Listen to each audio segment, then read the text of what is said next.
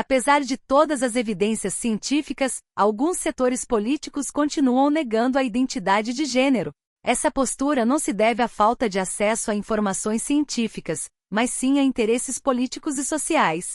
Alguns líderes utilizam a identidade de gênero como um tema divisivo para mobilizar sua base de eleitores e fortalecer seu controle sobre certos setores da sociedade. Eles se apoiam em argumentos ideológicos, como a ideia de que o gênero é uma construção social sem base biológica, ou promovem a noção de que reconhecer a identidade de gênero representa uma ameaça para a família e a infância. Também se baseiam em distorções científicas, selecionando estudos desatualizados ou mal interpretados para justificar sua posição. Outros justificam sua postura recorrendo a narrativas simplistas sobre a biologia, afirmando que o sexo é definido apenas pelos cromossomos XX ou XY. Essa visão ignora décadas de estudos em biologia, endocrinologia e neurociência que demonstraram que o desenvolvimento do gênero é muito mais complexo. A negação da identidade de gênero também se baseia no medo da mudança social. Reconhecer a diversidade de gênero desafia modelos binários de organização social que existem há séculos, gerando resistência em certos setores que buscam preservar estruturas tradicionais de poder. Apesar da negação política, a evidência científica é clara. A identidade de gênero é real, é influenciada por fatores biológicos e psicológicos, e seu reconhecimento é essencial para o bem-estar daqueles que a vivenciam.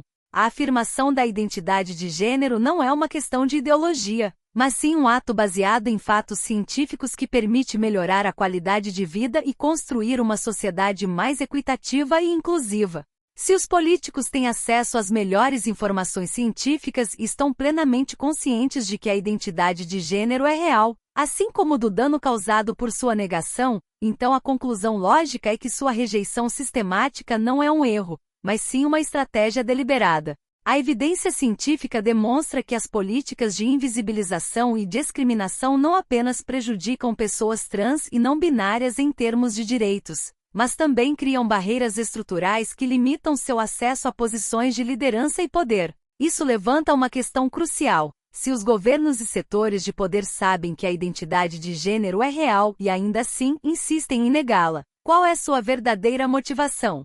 O sistema de exclusão não é acidental nem fruto da ignorância, mas responde a uma estrutura de poder desenhada para manter pessoas trans e não binárias em uma posição de marginalização. A sociedade foi construída sobre uma hierarquia de gênero em que certos grupos dominam enquanto outros são relegados a papéis subordinados.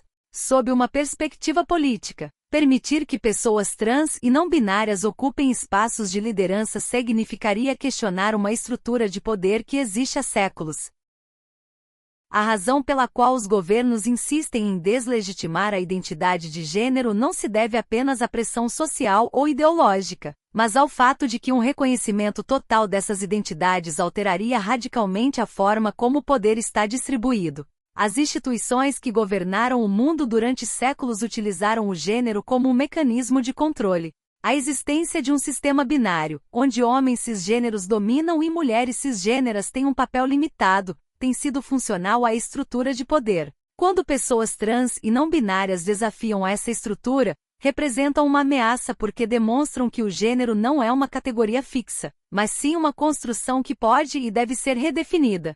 Se essa ideia fosse completamente normalizada, a própria base de muitas hierarquias de poder se enfraqueceria. O objetivo de manter pessoas trans e não binárias dentro de estereótipos tradicionais é uma forma de controle. Através da discriminação e da violência estrutural, elas são empurradas para a precariedade, o desemprego, a exclusão social e a invisibilização mediática. Quando lhes é permitido existir na sociedade, frequentemente é dentro de papéis hipersexualizados ou marginais que reforçam a ideia de que não podem aspirar a liderar. São toleradas no entretenimento ou em certos espaços de ativismo, mas raramente podem ascender no mundo político, corporativo ou acadêmico sem enfrentar obstáculos sistemáticos. O sistema educacional também é utilizado como mecanismo de exclusão. Em muitos países, as políticas educacionais foram desenhadas para apagar a existência de pessoas trans e não binárias desde a infância. Quando uma criança trans não tem acesso a uma educação inclusiva, ela é privada de um direito fundamental e colocada em uma situação de vulnerabilidade que limitará suas oportunidades futuras. A negação da identidade de gênero na infância não é apenas um ato de ignorância, mas uma estratégia para evitar que essas pessoas possam desenvolver uma trajetória de liderança e sucesso. O acesso ao mercado de trabalho é outra barreira essencial. As políticas de discriminação laboral e a falta de reconhecimento de identidades de gênero diversas fazem com que muitas pessoas trans e não binárias sejam excluídas do emprego formal. Isso gera uma dependência econômica que limita sua capacidade de influenciar as estruturas de poder. A intenção por trás dessas políticas não é apenas manter pessoas trans fora do mercado de trabalho, mas garantir que seu acesso à educação, a política e a tomada de decisões seja quase inexistente. As pessoas trans e não binárias que conseguem desafiar esse sistema e alcançar posições de poder enfrentam uma resistência desproporcional. Os ataques midiáticos, a violência simbólica e as campanhas de difamação são ferramentas utilizadas para fazer com que sua presença na liderança seja vista como uma anomalia e não como uma possibilidade legítima. Quando uma pessoa trans ou não binária ocupa um cargo público, os setores conservadores reagem com uma intensidade que não ocorre com outros grupos. Isso acontece porque sua simples presença nesses espaços demonstra que o sistema binário imposto não é natural, mas sim uma construção social que pode ser desafiada e transformada. Se pessoas trans e não binárias pudessem acessar posições de liderança sem obstáculos, teriam a capacidade de mudar leis, modificar estruturas econômicas e transformar a forma como o poder é distribuído na sociedade. Poderiam garantir políticas de educação inclusiva, acesso equitativo à saúde e a eliminação da discriminação estrutural. No entanto, isso representa uma ameaça direta para aqueles que mantêm o controle sobre um sistema que depende da exclusão e marginalização.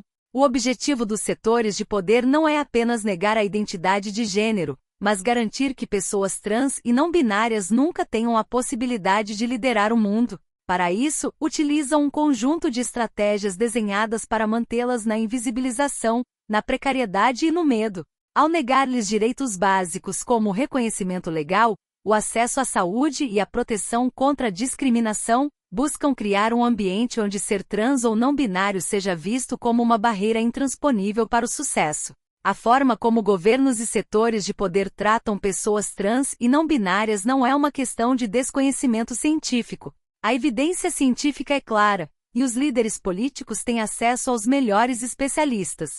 Não podem alegar ignorância, pois a informação está disponível e foi validada por instituições científicas de prestígio mundial.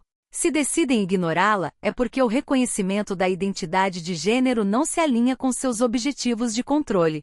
Para mudar essa realidade, é necessário questionar os mecanismos de exclusão desenhados para impedir o acesso de pessoas trans e não binárias à liderança. É fundamental desafiar as narrativas que tentam reduzir suas vidas a estereótipos e limitações impostas. A luta pelo reconhecimento da identidade de gênero não é apenas uma questão de direitos individuais, mas um ato de resistência contra um sistema que decidiu, conscientemente, impedir que certos grupos possam ocupar posições de poder e transformar o mundo.